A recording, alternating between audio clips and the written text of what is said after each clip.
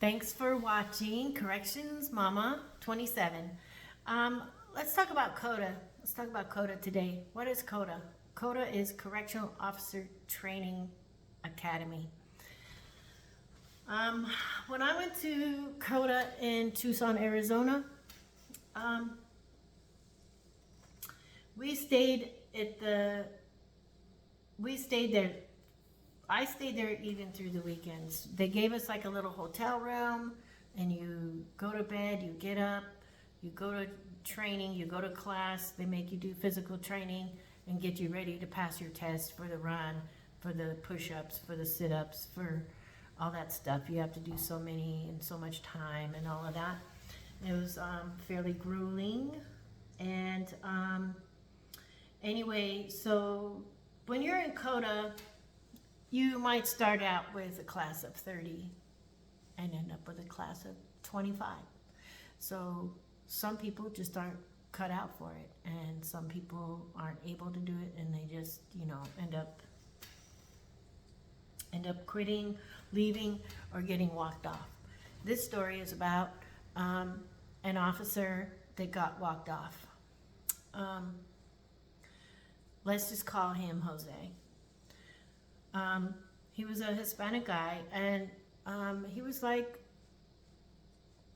kind of quiet, but he was also seemed like he was very, very insecure. And he didn't seem like he could really fit in very good with other people. Like, he wasn't good with people. He had some socialization issues. Not sure what that was all about. And the guys, after we would eat and stuff on our free time, after class and the day was over, before they would go out and do their things, sometimes they would do this during the lunchtime between the classes and stuff. They had a gym. And these guys were out pumping weights and lifting weights and working out and stuff. And there was like a little clique of them. There was, I don't know, 5 or 6 of them that were working out together and encouraging each other and, doing the guy things the guys do when they work out. And this other Hispanic guy, Jose, was just a little awkward.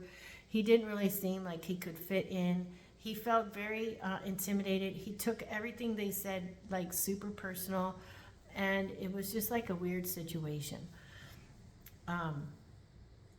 Like, he would get offended because this one guy was lifting more weights than he could lift, and he would say, "Oh, I could do that," and he would try and fail. Instead of just taking it in stride, he would take offense to it, and there was like a little argument that ensued, and this officer was like, "Oh yeah, well, you think you're a tough guy? Well, I've got a gun and I'm gonna shoot you." What? Who says that? What do you mean you're gonna shoot him? So this kind of thing went back and forth, and then the other officers, got involved and were like, "What are you talking about? What do you mean you can't threaten somebody? You can't threaten to shoot somebody? Are you for real, like, right now? Like, really? You're gonna what? We're gonna kick your ass, typical guy stuff, right?" And then the guys let it go and like, "Whatever, dude, he ain't worth it. We're trying to get through the academy. We're trying to provide for our families, and F that guy, whatever. We're gonna just they just told him, stay away and not to come and over there when they're lifting weights and stuff." And so this started some kind of beef between them. And I had already had experience in Texas, and these officers knew that. And because I did, 4 years, I worked 4 years in Texas at Texas Department of Justice.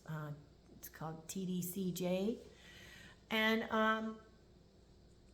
he was just like, this guy was just, something was really off with him. He had some kind of mental illness issue. I know he did. He had to. You just get that vibe from him. You know what I mean? So these younger officers come to me because someone else told them to ask me, and they were like, "Hey, what do we do, corrections mama? What do we do? Because this is what happened. And they told me what happened, which I just told you. And they said, we're not trying to make any trouble. We want to get through the academy and graduate. And we don't want this guy, beefing with us and stuff, jeopardizing graduate. I said, graduation? You're worried about graduation? And they're like, well, yeah. I'm like, you need to be worried about that guy shooting you. You just told me he threatened to shoot you. Did he not? They're like, well, yeah, he did. But, he's a chump. He ain't gonna do. I says, you know what? No. He might be a chump, but he's crazy. Don't you get that vibe from him? Well, yeah. I says, well, he just said he's going to try and kill you. He's going to shoot you. Like, we got range in 2 days, right? We have to shoot with guns, and he's going to have a freaking gun in his hand. I'll tell you one thing, I'm not going to range with that clown then, no way. Because, he's going to probably, shoot people or something, or shoot you, or who knows what's going to happen. And they're like, oh, we didn't think about that. You're right. Oh, my God, we do have range. I says, yeah. I said, even if he doesn't have a gun on him at COTA right now, he's going to have a gun in 2 days. Well, what do? We could really get in trouble. I says, you need to stop worrying about getting in trouble and start thinking about doing the right thing. What is the right thing to do right now? The right thing to do is for you to do an information report and report him. Well, we don't want to be a snitch, I said, look, snitches is for inmates, okay? All right? You're an officer and you have information that another officer has made threats to shoot other staff. And you're going to keep that under your fucking hat? No, you're not. No, you're not. You're going to go straight. Come on, let's go. I'm taking you there because guess what? If you don't do it, I'm going to do it. I'm going to report it. I'll tell you that right now because I'm not going to range with some lunatic that's going to have a shotgun and tons of ammo, and he's going to have, 3 magazines full of ammunition with his Glock. So not only he's capable of shooting you because he's going to have a gun in 2 days, right? When we go to range. He's capable of shooting everyone or anyone. They're like, oh, we didn't think about it. That I says, yeah, I said, come on, let's go. And I took them to the office where the supervisors were. And I said, so this is what is going on. And I said, these guys are going to explain it to you firsthand because I wasn't there when this happened. They're telling me this and asking me what to do. And I'm telling them they need to report this because I'm telling you right now, if you guys do not get rid of this guy that's threatened somebody to shoot them, I'm not going to the range in 2 days. I don't give a flying frog fart. I'm not doing it because that's just crazy. Like, this guy's off anyway. Like, I don't know what y'all gonna do, but you need to let me know so I can decide if I'm gonna go to range or not. And they were just looking at me like, seriously, like this is serious shit. So the fact that he was an officer, even though he was in training, he's still an officer. He was still getting paid by the state. Like, that's scary. There's no way. So these guys wrote their information reports and they reported it and stuff. And then they went to this guy's room and they called the cops and they walked him off. Now, what happened to that guy?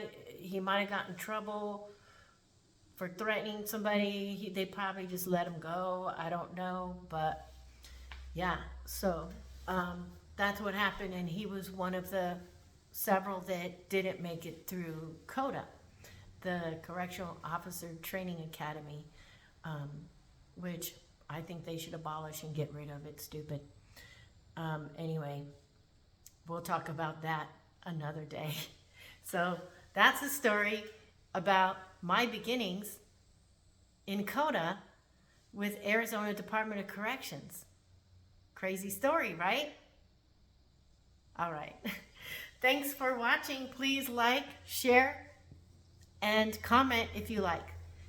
Have a good day.